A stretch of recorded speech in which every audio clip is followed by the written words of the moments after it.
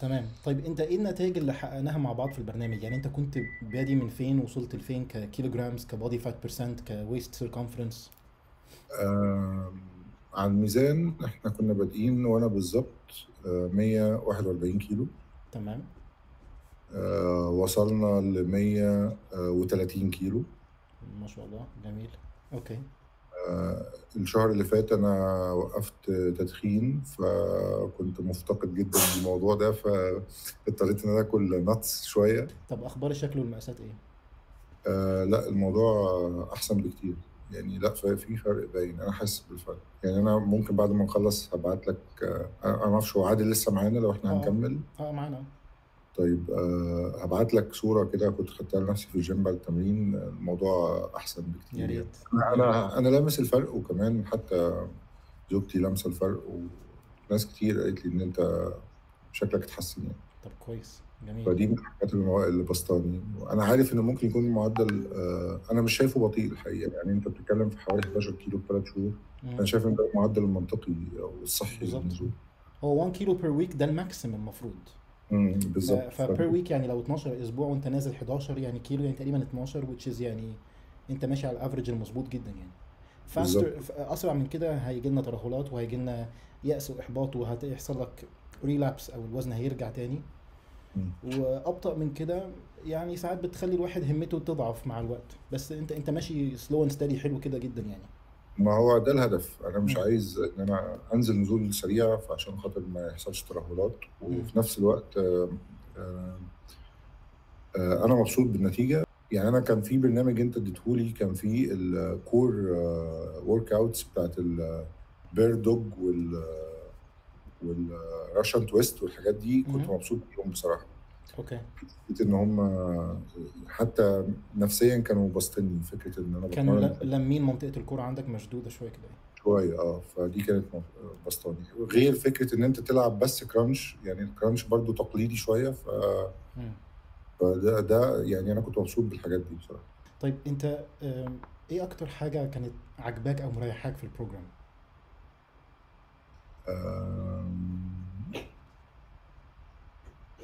التمارين، يعني كنت مبسوط بنوعية التمارين اللي بتمرنها. مم. طيب انت ليه تنصح يعني، لو حد من اصحابك عايز يلوز ويت او يخسر دهون او كده، ايه اللي انت ممكن تقوله له عشان تنصحه ان هو ينضم معانا في البرنامج؟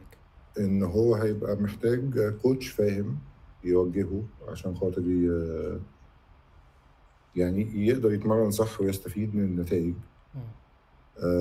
من غير ما يروح يجيب تمارين من على الانترنت ويلعب بيها، وممكن تبقى مفيدة ليه بنسبة أقل، أو ممكن ما تبقاش مفيدة ليه بشكل عام.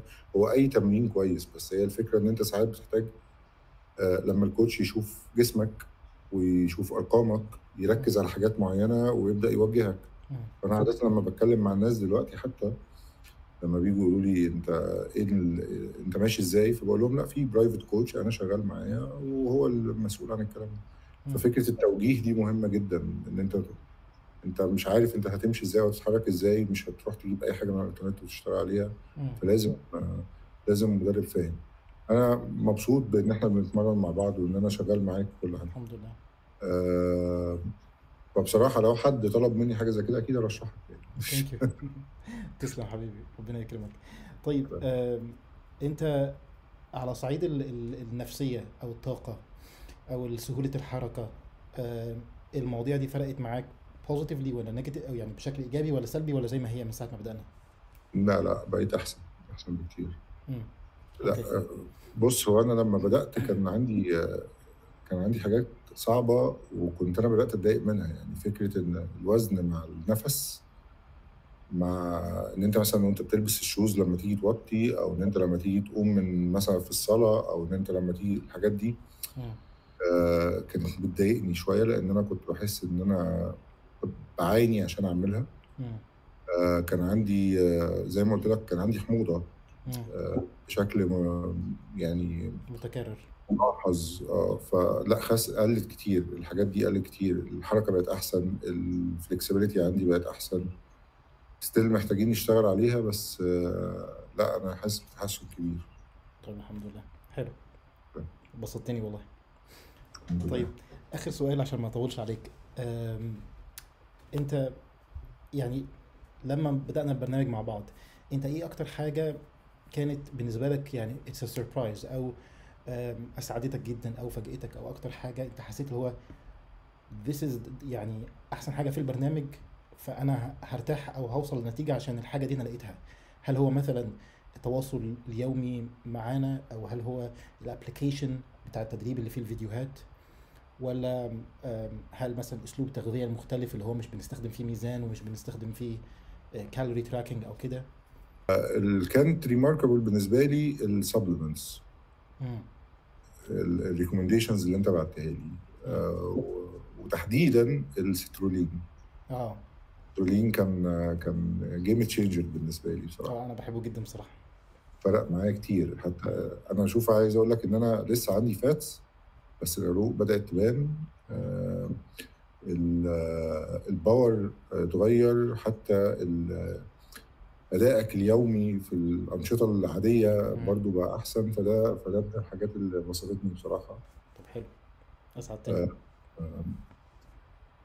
آه، آه، بس ده تقريبا أكتر حاجة يعني كانت معلمة ريماركبل معايا يعني. ايوه بصراحة. طب حلو.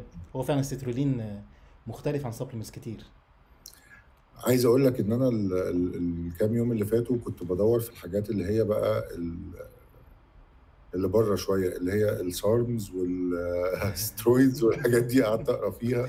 اه. بس بصراحة الموضوع مقلق جدا جدا. انت عارف السترولين هو بعيدا عن الاسئله دي يعني، السترولين هو بيشتغل عن طريق ان هو بيوسع الاوعيه الدمويه شويه، مم. اسمه فازو دايليتر، فبيزود ضخ الدم للعضلات اللي انت بتستهدفها، فعشان كده هي بتكون منفوخه بزياده، فيها بامب وفيها عروق طالعه في جسمك. حتى لو نسبه دهونك عاليه شويه بتقدر تشوف بعض العروق على الاقل اللي في الفور ارم مثلا. مم. لدرجه ان في ناس بتستخدمه، يعني بتعتبره زي الفياجرا. آه. يعني هو بيزود ضخ الدم في جميع انحاء الجسم. لا، هو عموما من الحاجات اللي انا قريت عليه ان هو بيساعد في الموضوع ده. اه اه. ف فدي حاجه كويسة، مش اه وحشه لا يعني. حاجه كويسه، وبعدين بيأخر حاجه اسمها الاجهاد العضلي. يعني بدل ما مم. انت بتتعب بعد 10 ريبس او 12 ريبس، او لو مثلا في العلاقه الزوجيه بمده زمنيه معينه، لا انت جسمك بيتحمل مجهود اكتر لفتره زمنيه اطول، مم. فانت تعرف يكون ادائك اعلى. فدي حاجه جميله. ففي ناس بتستخدمه استخدامات مختلفه، حتى مش جيم بس، يعني في ناس بتستخدمه حتى من غير، يعني بعيد عن العلاقه الزوجيه، بعيد عن الجيم، مجرد هو عايز يحس ان في الدم باور. بيجري في جسمه وفي باور وفي طاقه كده في يومه ايه. لا، هو فرق معايا حتى في اخر شهر في التمرين. المجموعات كانت المفروض بلعب 15 عده في المجموعه. مم. فلا، كنت في اوقات كنت بوصل فيها ل 15 عده. بس بصعوبه شويه، بس يعني بوصل. يعني انا ما مم. كنتش اتخيل ان انا في يوم مثلا اوصل بوزن معين للرقم ده من العدات. مم. عاده سقفي 8 عدات، 10 عدات، وبعدين اكسر وزن. مم. فالاوزان دي بقيت اوصل بيها ل 15 عده، فدي حاجه كويسه يعني. انت اوزانك عليت بالشكل ملحوظ؟ مش قوي، لان انا بقت يعني اه انا اه. بحاول اخسر فاتس. بس هي بتزيد، ما قلتش يعني. في مم. الاول ساعه لما عادل بعت لي ان انا اوقف كارب واقلل كارب 50%، واوقفها قبل النوم 5 ساعات، وانا كنت بتمرن الصبح. مم. الاوزان نزلت شويه معايا في الجيم بشكل ملحوظ يعني مم. مثلا بدل ما اشيل 70 بقيت اشيل 50، which is مم. انا خفت يعني اللي هو في ايه. مم. وبعدين قلبت التمرين بالليل، وبقيت اكل كاربس. بقيت اوقف بس قبل 5 ساعات، بس بقيت اكل كميه معقوله من الكاربس، فالاوزان رجعت ظبطت تاني يعني. مم. وفي نفس الوقت بقت اعلى من لما بدانا. يعني احنا لما بدات معاك الاوزان اللي انا بلعب بيها دلوقتي اعلى تقريبا بحوالي 20% من لما بدانا. ممتاز. اوكي. طيب اخر سؤال، هي الاسئله دي يعني بره بس بتطرح في بالي دلوقتي وانت بتتكلم. البنطلون مقاسك فيه اتغير بنسبه يعني اكيد؟ اه، وسع وسع. والتيشيرتس وسعت. عندك ارقام؟ يعني مثلا كنت مقاس كذا بقيت مقاس كذا؟ في التيشيرتس انا كنت بلبس 5 اكس تقريبا، صح؟ 4 اكس. كنت بلبس 4 اكس تقريبا، مم. وبقيت بلبس 2 اكس. ما شاء الله. والبنطلون، البنطلونات لا وسعت جامد. يعني انا ستيل على ال 2 اكس في البنطلون، بس مم. يعني الاول كان بيبقى ضيق، دلوقتي بقى واسع. وبحتاج انا بلبس كارجو. لما في اه. الديلي يوز يعني بلبس كارجو فبيتربط من فوق، مم. فبقيت اربطه جامد شويه عشان خاطر ما طب ينزلش. حلو. حلو. فالمقاسات صغيره كده. عقبال ما ننزل ال1 اكس في البنطلونات. اي هوب. ان شاء الله.